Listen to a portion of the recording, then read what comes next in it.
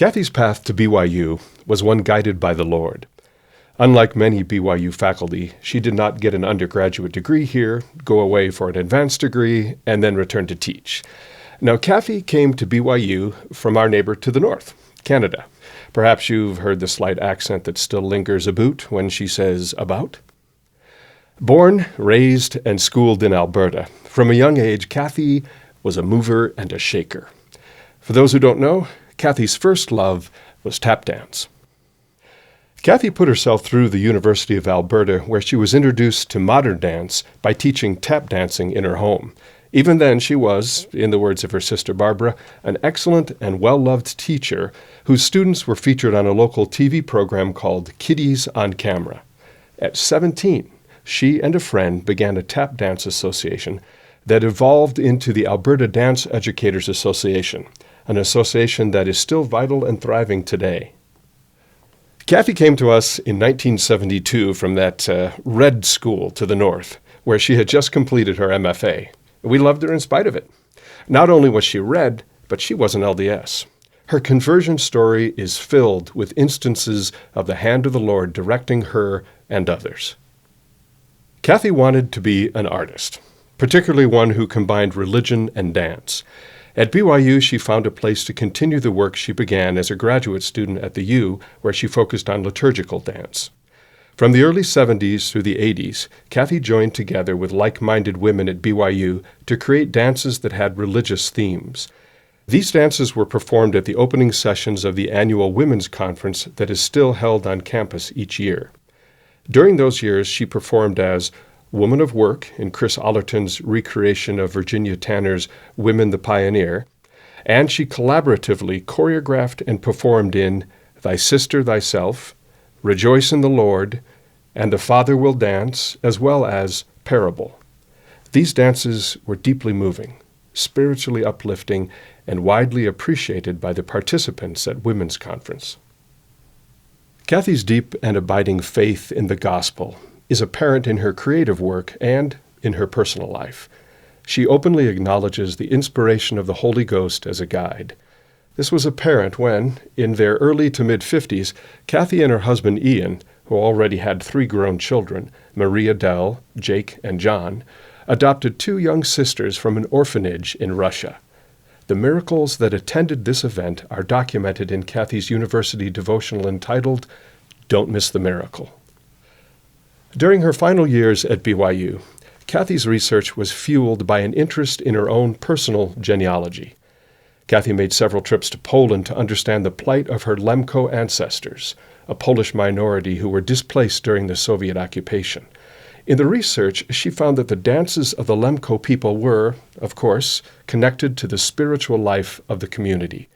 Her journey to unite the hearts of the children to the fathers ultimately ended in an article that was published in Dance Research Journal, a Tier 1 publication. One of Cathy's strengths has always been in the area of citizenship. Her life at the university has been about service. During the last 2 years, she shepherded our rank advancement document with care and clarity, seeking input from invested faculty members.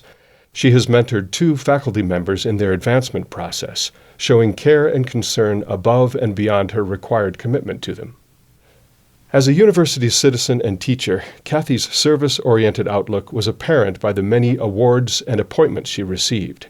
She was awarded an alumni professorship, the Carl G. Mazer Excellence in Teaching Award, and a Teaching Excellence Award from the College of Physical Education. She served on university committees for assessment, served as department graduate chair, as area chair, as associate chair, as the editor of the Student Writers Journal, as department rank and status chair, and, well, we could go on and on. 40 years. How can anyone do something for 40 years? Well, for Cathy, it was for the students. Not programs, performances, classes, or choreography, but students. That was clear in the classroom, as an administrator, and especially as an advisor. Cathy loved the students, and they in turn loved and respected her. As a graduate advisor, she mentored, either as chair or co-chair, over 45 of 84 graduate students that came through our program. As a caring, informed undergraduate advisor, she nurtured students, helping them when they were challenged with scheduling concerns and problems that would impede their timely graduation, or just to talk about their life situation. When by virtue of her status as a senior faculty member, she had the opportunity to move to the new RB addition and have an office with a window, she said, "No thanks." I'm sure in part because it would have taken her away from her office at the top of the stairs where students had easy access to her. Cathy's example and legacy for all of us is that she was student-centered. This was apparent when she said, "I love my students. I love to help students want to learn, love to learn. I want them to do their best work. Teaching is about nurturing." And it's clear in the following heartfelt thoughts that her students felt that love. I always felt like I was important to Cathy, and I think most students felt the same way.